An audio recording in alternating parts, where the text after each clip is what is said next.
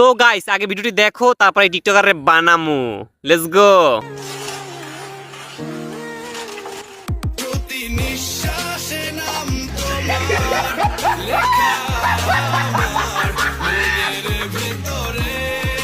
মানে এটা কোনো কথা?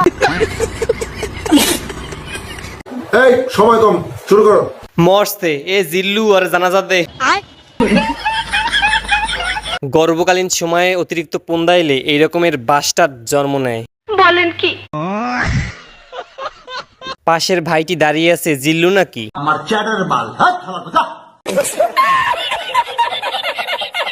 এই জন্য স্ত্রী সহবাসের সময় দোয়া কালাম পড়তে হয়, না হলে এইগুলার জন্ম হয়। সঠিক বলেছেন। এই উপলক্ষে যদি একটু জাতীয় নির্বাচনটা হতো। শয়তানের সব ভেতরে আয়।